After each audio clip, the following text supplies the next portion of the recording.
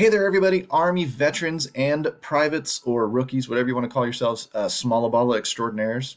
This is a video that is really me trying to articulate something in my head. So you have to bear with me with the patience. It's not going to come off, obviously, professional or any of that. 'Cause that's just not who I am. That's not why you follow me. That's not why you like and subscribe to the channel. It's not why you listen to videos. You listen to me because you know that I'm just going to give you the information straight and in a more impromptu manner, which leads to more honesty and more transparency. That's how I do things, and that's why a lot of people appreciate my style of content delivery. But that said, we're going to talk a little bit of contest selection and why you're taking risk in what contests. But before, obviously, I want you to follow me on Twitter. I want you to follow a lot of what we do inside dfsarmy.com with the content that we put out. But really and truly, the longer explanations. You find me in the beginners coaching channel a lot, helping people identify problems with their game and move on. But you will find me in other rooms as well. NHL talk. I'm the type of guy that leaves long answers. My job is to be thorough with you. My job is to talk to you back and forth, back and forth, back and forth until we get on the same page and we get some advice. I am not the kind of guy that gives you little bitty answers that could fit in a tweet and then thinks that solves the problem. I think that is lazy. I don't think that is coaching. I think it's crap. And I think that our members at DFS Army deserve better. So I take the time. I go into detail with you, and I will show you in videos. I will show you in long answers exactly what it is that I'm talking about and why. And that's why we get the response that we get from our members saying thank you. That's why we help. We don't just pretend like we're too big and we're too awesome and we're too busy. We spend the time with you fixing your game. So to go back up here to the beginnings coaching channel, just because we need to talk a little bit about contest selection. I mean, yeah, of course, I want you to see box checkers too. So please look for that on Twitter, etc.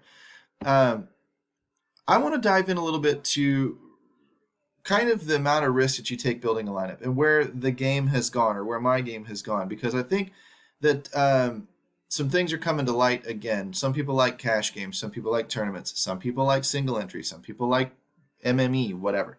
There's room for everybody out there, but I think there are certain things that we need to pay attention to. If I was building one lineup like I used to do, one cash game type lineup, I would agonize over these players. And to dive into box checkers and just show you, I would be agonizing over Josh Allen, Kyler Murray, Dak, whatever, or maybe I pay down and I'm looking at, I liked Joe Burrow until he didn't check any boxes, Big Ben, because he meets value a lot of these weeks. I would be looking at these guys, and this is a crappy slate, let's be honest, for quarterback when it comes to DFS, but you've got a few choices. I wouldn't be agonizing too much over this week. I probably would take just a Kyler Murray and roll with it. But if I come down here to running backs, to me, that's Jonathan Taylor and Najee Harris. I don't trust Zeke. Joe Mixon's okay, but he's not home. He's not favored. He's not in a high total game. None of them are. James Conner gets some touchdowns, maybe good on FanDuel. Melvin Gordon checked no boxes. Nobody else even gets 12 touches, so they're backups or they're committee mates or whatever. It's all a bunch of crap. This week is horrible for this 9-game regular slate. Wide receivers sucks. I wouldn't be agonizing over any of these guys either. I'd be closing my eyes and throwing darts. Same with tight end. But most weeks we have, say, 3 or 4 players that we really, really like, and we can't decide on what it is that we want to do or how it is. Is it this guy or is it that guy? Is it these 2 guys or is it these 2 guys? And that's very, very painful. But when you build just one lineup at a time, that's what you're forced to do. And a lot of weeks you're going to be wrong. And that's just the way that it goes. That's not anything you're necessarily doing wrong in your process. It's that these guys, picking between Josh Allen and Kyler Murray is sort of splitting hairs. You have to find those hairs worthy of splitting and then make a decision. Now, I liked building 3 lineups. When I started doing the ladder strategy stuff, if you've never seen it, Google it. DFS Army ladder strategy. You'll find it. Great article. Revolutionized my game. It will revolutionize yours if you're a newer player as well. But it's more hedging your bets. It's let's build a few lineups. Let's not just build the one and agonize over these decisions. Let's build a few. Let's build, say, 3. And let's just not put anybody in all 3 lineups. Let's not put Kyler Murray in all 3 lineups. Let's put him in 2 if we really, really like him, but then force ourselves to build a lineup with a Josh Allen or a Jimmy Garoppolo or whatever. Let's not just put Jonathan Taylor and Najee Harris in both. Let's force a lineup with a Mixon in it. Let's force a lineup with a James Conner, something like that. That's how we're doing it, because it forces us to spread out. As we can spread out, we cover more bases. They're all good plays. They're all splitting hairs with each other. That's why we've identified them in the first place. And if we get the right combinations of these players, boom, we'll win our contests. And what we started doing back in the day was building these contests for cash games. Are they cash safe? But what we quickly learned was we should be building them for the top end of those ladders, not the bottom end, not the cash games. We should be building them for the tournaments. We should be building them for the 100-man leagues. Let's try to win those. And by winning those, if we fall a little bit short, we oftentimes still win the cash. If we build for just the cash and we fall short, we make nothing. We lose it all. If we build for the top end of that pyramid, then we're falling short and still hitting a triple up or something along those lines. Now, here's what you start doing when you get to that point. You start digging into your contests, hopefully, and you start saying, what contests am I typically beating and which ones am I struggling with? Am I beating the 50-50s more than 50% of the time? Am I beating the triple ups more than 30% of the time? Am I beating the quintuple ups more than 18 to 20% of the time? Am I beating the 100-mans more than 1% of the time? Because 1 divided by 100 means that if all the skill is the same, you've got a 1% chance at winning. 1% chance at winning means 99 times out of 100. If you're a break-even player, you're still going to lose. You're going to fall short. And the ladder with the triple ups, quintuple ups, and double ups and whatnot covers our bases for when we fall short. Again, you need to learn how big a sample size is, though. You need to track this not over a couple of weeks. If I built 100 lineups, let's say it's 3 for this ladder talk. Let's say it's 3. And I'm spreading out and I'm taking 3 different lineups. Maybe they overlap a little, but they're largely different. 3 different lineups. Then if I build 100 lineups, it's going to take me 33 slates to build 100 lineups. 33 slates is 2 NFL seasons. Let that sink in. 33 slates is 2 NFL seasons. And you've only got 100 sample size. What if you don't win? You're going to win 1 out of 100 of those lineups. So you're going to win one 100-man league in 2 years, and that's going to make you a break-even player? Yes. That's just the math. You're going to, out of those 100 lineups, you're going to make, say, 30% of the time, if you're a winning player, you're going to make more than 30 of those 100 that are going to win the triple ups or cash in the triple ups. But if it's 30 of them, let's say you get on a little cold streak and 20 of them came in year 2. Only 10 of them happened in year 1, and you didn't win a 100-man league in year 1. You still are a break-even player and you don't know it. You think you suck. That's the problem with this sample size, and where everybody thinks that, oh, I lost 3 weeks in a row. No, you have no idea, dude. You have no freaking clue. Your sample size is way too short. At best, you built 3 lineups and you only built 9 lineups in those 3 weeks. 9 lineups in those 3 weeks. Let's do a year. Let's do 15 weeks. Let's just pretend we're at week 15 now. Let's do 15 weeks. Let's do 3 lineups for 15 weeks. That's 45 lineups that you built. Out of 45 lineups, if more than 22 of them are in the 50-50s, that's great. If more than 15 of them are in triple ups, that's great. If more than 9 or 10 of them are in quintuple ups, that's great. But if you build 9 lineups, it could be those final 3 weeks where you go bang, bang, bang, bang, bang, bang, bang, bang, bang. And the first 12 weeks, you blanked out. That can happen. How pissed are you in week 8 or week 9 when you're 0 for whatever in quintuple ups, wondering if you're doing this right, when you actually are doing it right? You just don't have a large enough sample size built up yet to understand that you're a break-even player or not. You don't know. You might even be a winning player. You just don't know.